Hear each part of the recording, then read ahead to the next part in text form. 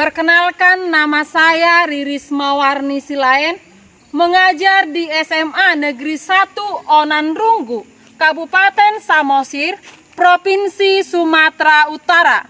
Saya adalah mahasiswa PPG dalam jabatan Angkatan keempat jurusan Kimia tahun 2021 LPTK Universitas Negeri Semarang. Pada hari ini saya akan melaksanakan uji kinerja. Terima kasih.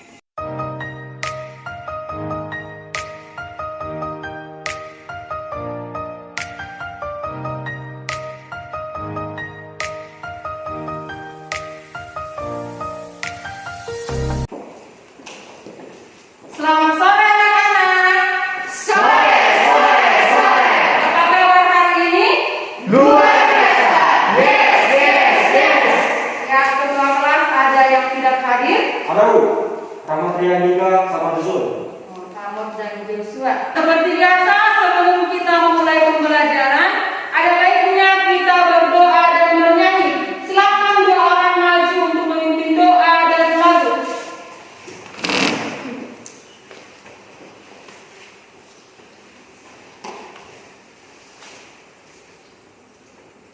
Bendera merah putih, 2, 3 ya.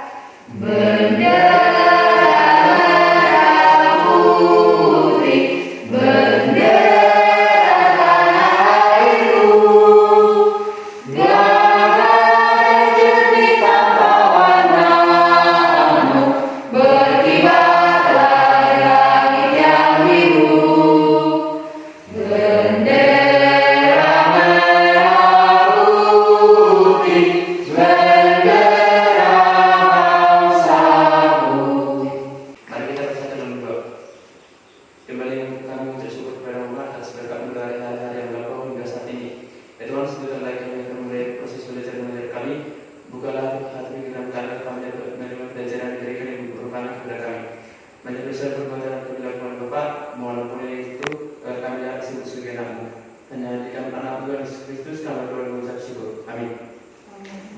Ya, silakan duduk. Sebelum kita memulai pembelajaran, tolong perhatikan kerapian dan kebersihan dari kalian agar siap untuk memperoleh pembelajaran pada sore hari ini.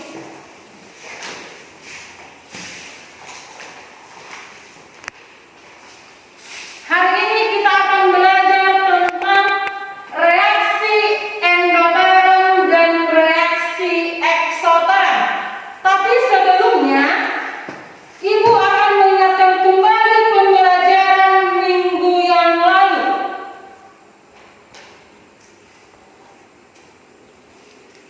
Perhatikan gambar berikut. Siapakah yang masih ingat tentang pembelajaran minggu yang lalu? Kita belajar tentang apa? Ya, silakan Riris. Mempelajari tentang sistem, yaitu segala sesuatu yang menjadi pusat perhatian.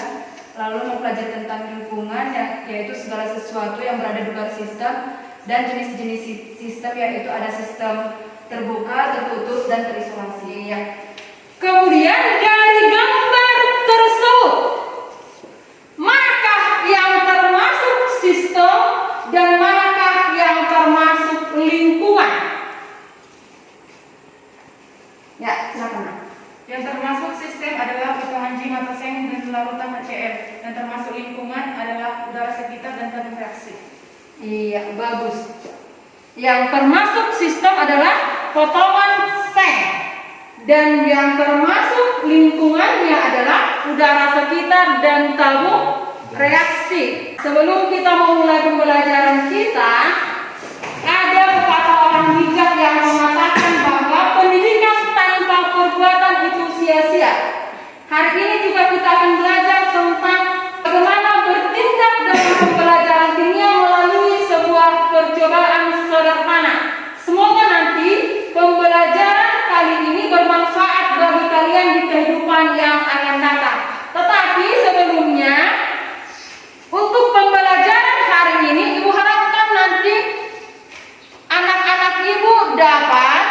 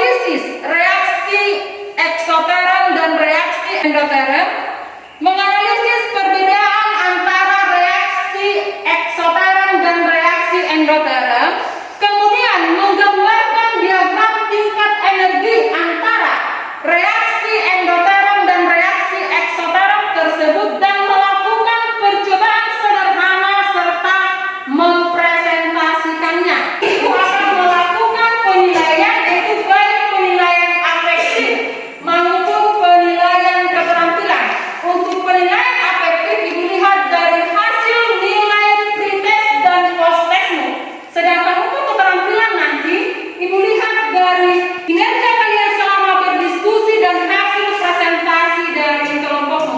Untuk menguji pemahaman awal kalian tentang reaksi eksoterm dan reaksi endoterm, lihat WA grup kita.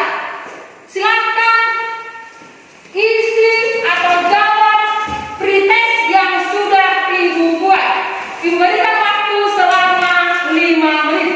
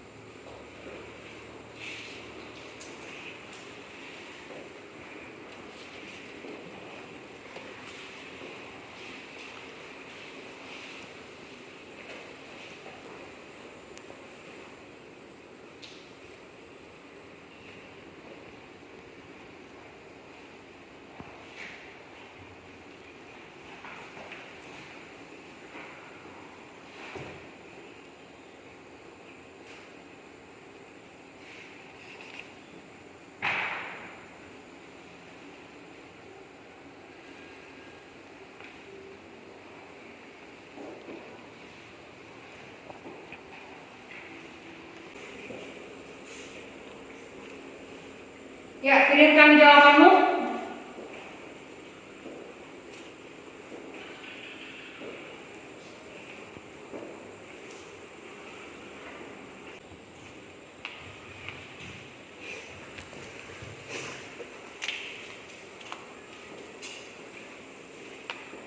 Sudah, Nak?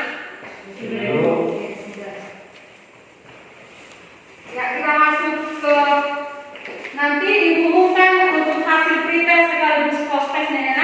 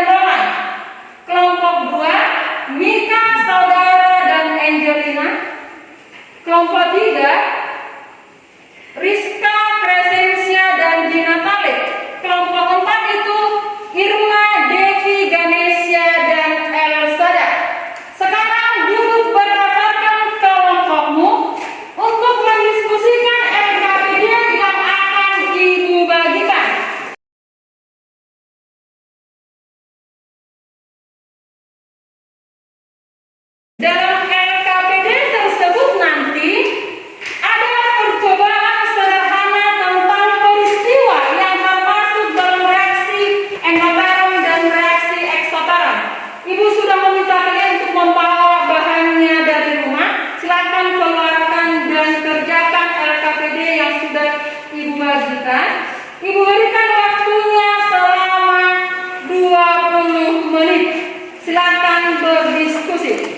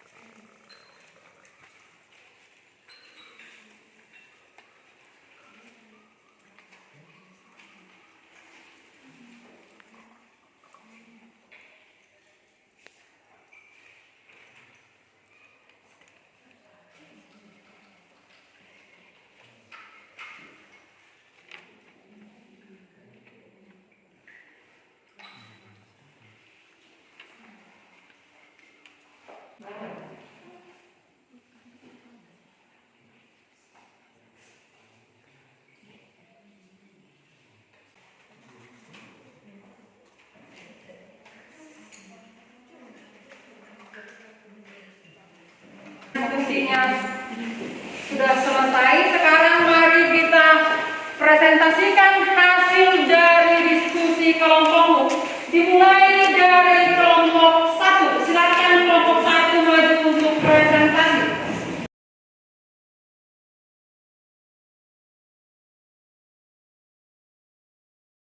Kami dari kelompok 1, kami akan membahas permasalahan 1 dan 2. Permasalahan 1. Coba Anda rumuskan suatu masalah dari gambar di atas terkait peristiwa Endotherm dan peristiwa Exotherm. Menurut kelompok kami, reaksi endotherm adalah reaksi yang menyerap kalor di mana terjadi perpindahan kalor dari lingkungan ke sistem, ditandai dengan penurunan suhu lingkungan. Contohnya pada gambar di atas adalah fotosintesis dan es mencair. Reaksi eksoterm adalah reaksi yang melepaskan kalor dari sistem ke lingkungan, ditandai dengan kenaikan suhu lingkungan. Contoh pada gambar di atas adalah kayu dibakar dan kembang api.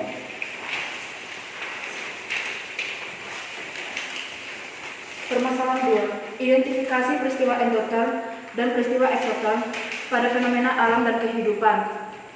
Peristiwa dalam kehidupan sehari-hari, proses fotosintesis, merupakan peristiwa endoterm. Alasannya adalah proses fotosintesis termasuk reaksi endoterm karena pada reaksi fotosintesis kalor dilepaskan dari sistem kelingkungan. Akibatnya reaksi ini bisa menghasilkan energi. Peristiwa kedua, yaitu es mencair, merupakan peristiwa endoterm. Alasannya adalah karena es batu membutuhkan atau menyerap panas dari lingkungan sehingga sistem mengalami kenaikan suhu. Hal inilah yang menyebabkan es mencair. Peristiwa yang ketiga, api unggun yang termasuk ke eksoterm. Alasannya kayu dibakar merupakan reaksi eksoterm karena pada proses pembakaran kayu dikeluarkan energi berupa kalor atau panas. Akibatnya suhu lingkungan meningkat sehingga saat kita berada di dekat kayu yang dibakar, kita akan merasa panas. Yang keempat, kembang api yang termasuk eksoterm. Alasannya kembang api merupakan reaksi eksoterm karena sistem melepaskan kalor dari lingkungan. Sekian presentasi dari kami. Jika ada yang ingin menyanggah, silakan. Ya, jika ada yang bertanya, memberikan pendapat atau masukan kepada kelompok 1, dipersilakan.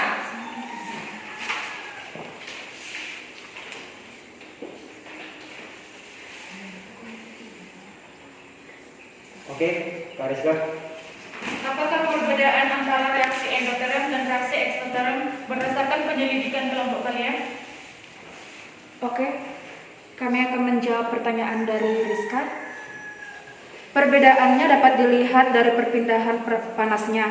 Endoterm, panas berpindah dari lingkungan ke sistem, sedangkan eksoterm, perpindahan dari sistem ke lingkungan. Ya, bagaimana dengan Rizka? Oke, dilanjutkan Kak Devi. Apakah contoh lain dari reaksi endoterm dan reaksi eksoterm?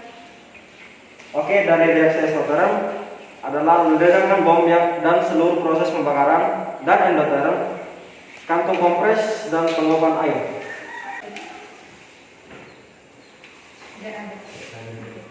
Ya, karena pertanyaan dan presentasi untuk kelompok 1 sudah selesai, berikan tepuk tangan untuk kelompok 1. Ya, kelompok 1 silakan duduk. Lanjutkan presentasi oleh kelompok 2. Kami dari kelompok 2 akan mempresentasikan mengenai percobaan kami tentang reaksi eksoterm dan reaksi endoterm. Perhatikan gambar di atas. Pada ketiga gambar tersebut, amati apa yang berbeda. Menurut dari hasil percobaan kami, terdapat perbedaan suhu pada tiap larutan di dalam tabung, di mana pada tabung A, suhu air 27 derajat Celcius, dan di tabung B, suhu air ditambah dengan kapur bersuhu 35 derajat Celcius. Dan pada tabung C, suhu air ditambah urea adalah 25 derajat Celcius.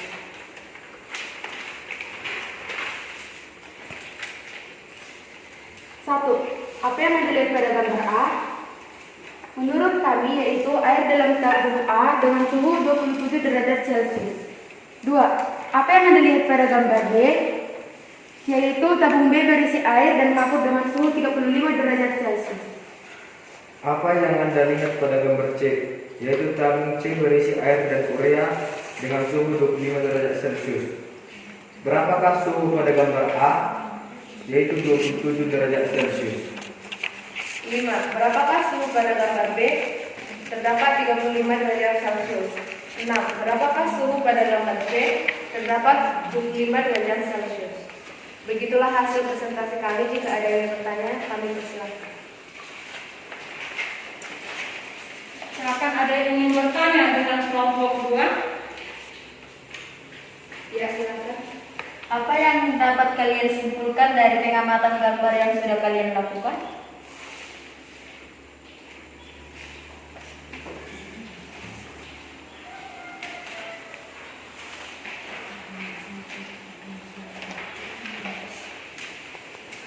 Oke, baik. Kami akan mencoba menjawab dari pertanyaan saudara Putri. Dilihat dari perubahan suhu air setelah tambah kapur, suhunya naik. Dan itu termasuk ke dalam reaksi eksoterm. Sedangkan air dan urea suhunya turun dan itu termasuk kepada reaksi endoterm. Begitulah hasil jawaban jika ada yang lain. Ya, masih adakah pertanyaan, jawaban, tanggapan atau saran untuk kelompok 2? Silakan, dipersilakan.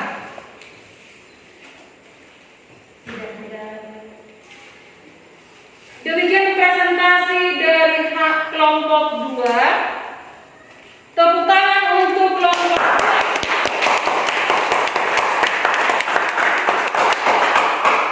Kelompok 2 silakan duduk. Kita lanjutkan presentasi kelompok 3.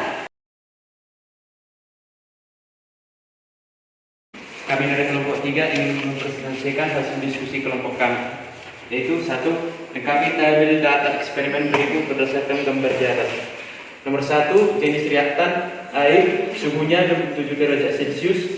Nomor 2, jenis reaktan air ditambah kapur suhunya 35 derajat Celcius. Nomor 3, jenis reaktan air ditambah urea suhunya 25 derajat Celcius. Nomor 2, bagaimana perbedaan antara suhu air dan larutan? Suhu air jika dibandingkan dengan suhu larutan kapur mengalami kenaikan suhu dari 27 derajat Celcius menjadi 35 derajat Celcius. Suhu air jika dibandingkan dengan suhu larutan urea mengalami penurunan suhu dari 27 derajat Celcius menjadi 25 derajat Celcius. 3. Reaksi manakah yang termasuk endoterm? Menurut pengamatan kami, reaksi yang termasuk endoterm adalah larutan air dan urea. 4. Reaksi manakah yang termasuk eksoterm? Menurut pengamatan kami, reaksi yang termasuk eksoterm adalah larutan air dan kapur. 5. Gambar diagram tingkat energi air tanpa kapur.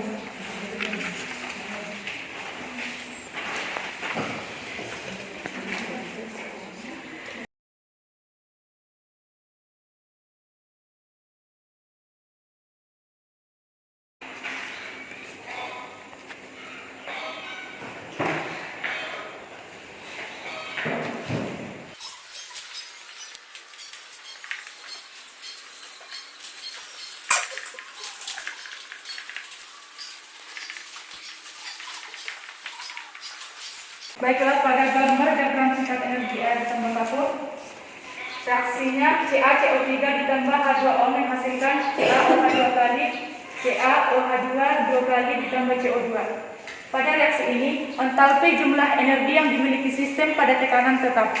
Dan pada gambar diagram ini, reaksi ini merupakan reaksi eksoterm karena batu kapur melepaskan kalor sehingga entalpi produk lebih rendah daripada entalpi reaksi.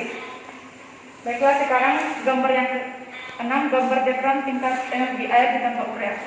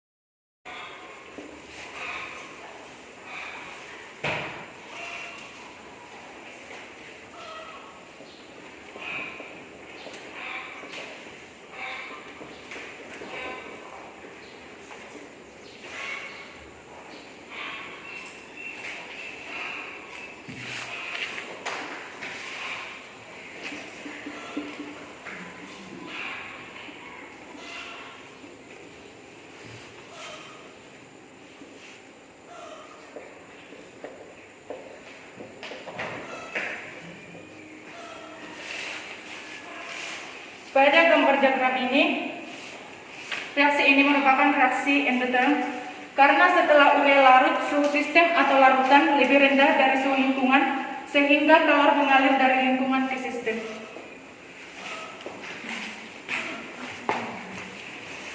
Baiklah, jika ada yang ingin bertanya, akan silakan.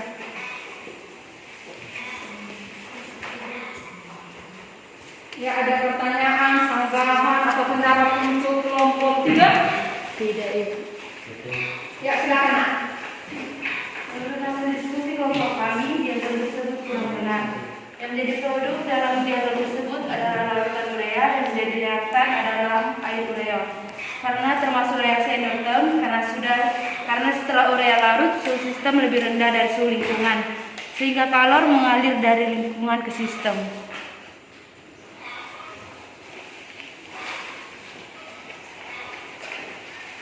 Ada pendapat yang lain?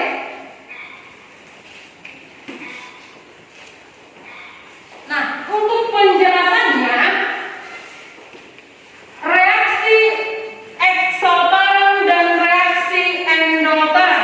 Untuk reaksi eksoterm itu kalau mengalir dari sistem ke lingkungan, akibatnya nanti entalpi sistem lebih tinggi daripada entalpi produk. Sedangkan untuk reaksi endoterm, kalau mengalir dari lingkungan ke sistem, akibatnya suhu yang kita rasakan itu adalah dingin, sehingga entalpi produk itu lebih tinggi daripada entalpi reaktannya. Nah, yang menjadi produknya ini adalah larutan urea, sedangkan yang bereaksi adalah air ditambah dengan urea. Seharusnya karena entalpi produknya lebih tinggi daripada entalpi reaktannya atau zat yang bereaksi, maka diagram tingkat energinya seharusnya adalah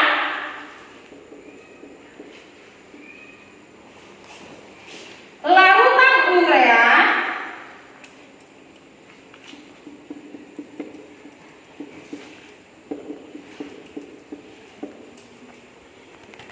kemudian air ditambah dengan urea. Posisinya ini terbalik. Sudah mengerti nak? Sudah Ibu. Oke, sudah. Yang masih ada lagi pertanyaan untuk kelompok 3? Tidak, Bu. Ya, tepuk tangan untuk kelompok 3.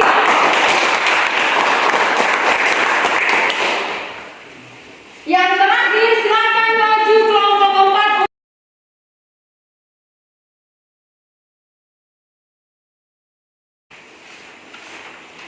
Kami dari kelompok 4 akan mempresentasikan hasil diskusi kami. Menurut hasil pengamatan kami, larutan yang pertama batu kapur dirasakan oleh tangan yaitu panas, peristiwa eksoterm.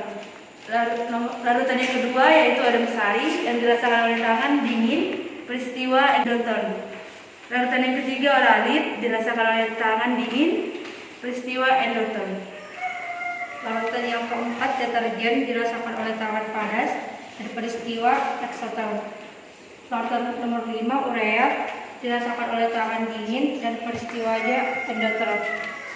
Larutan nomor 6 karbet dirasakan oleh tangan panas dan peristiwanya eksoterm.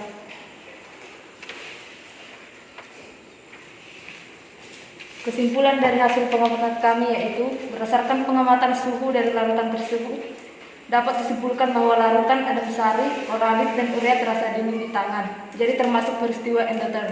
Sedangkan larutan batu kapur dan deterjen terasa panas di tangan, jadi termasuk peristiwa eksoterm. Demikian hasil pengamatan kami. Jika ada yang ingin bertanya, kami silakan.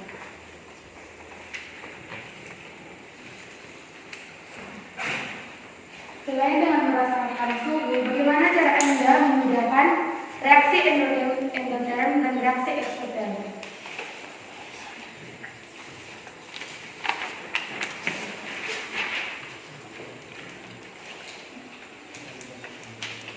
Baik, kami akan menjawab pertanyaan dari Angel.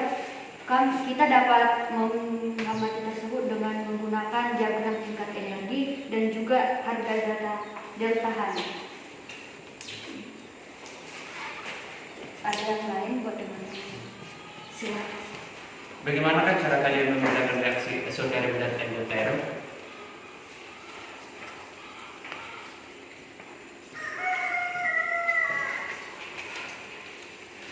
Kami akan menjawab pertanyaan dari kelompok 3, yaitu dengan merasakan suhunya. Jika dingin reaksi endoterm dan panas reaksi eksoterm.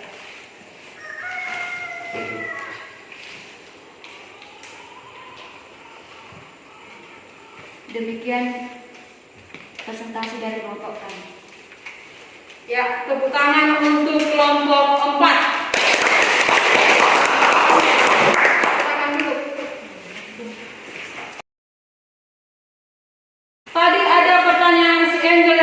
bagus, yaitu bagaimana kita dapat membedakan suatu peristiwa itu atau suatu reaksi itu termasuk reaksi endoterm dan reaksi eksoterm. Dan kelompok 4 menjawab dengan sangat baik, yaitu dengan melihat diagram tingkat energinya seperti yang telah kita perhatikan contoh di papan.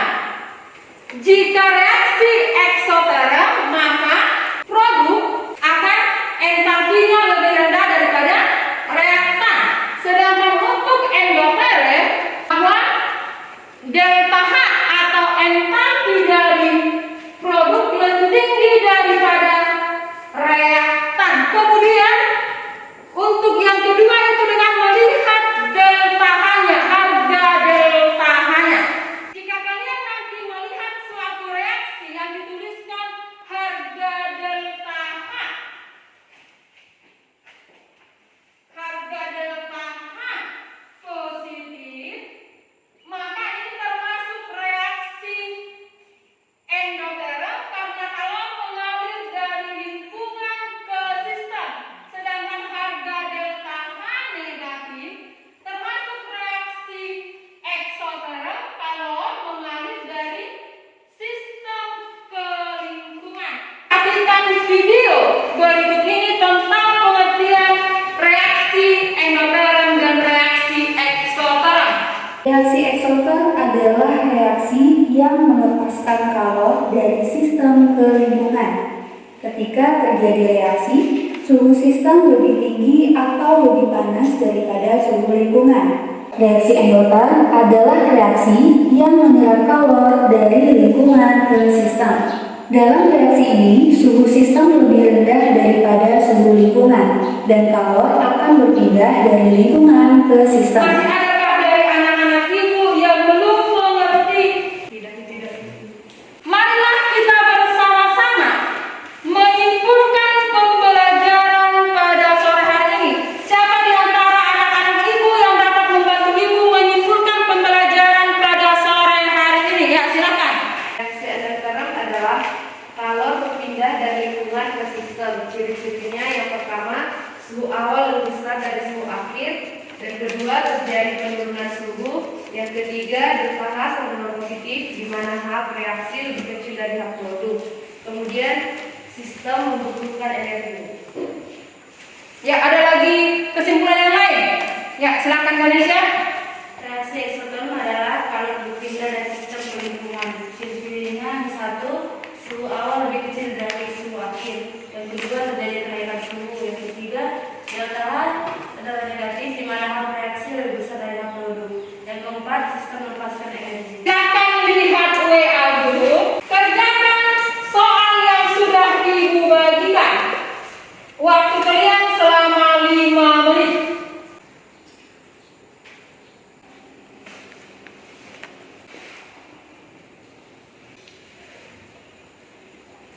Silakan kirimkan jawabanmu.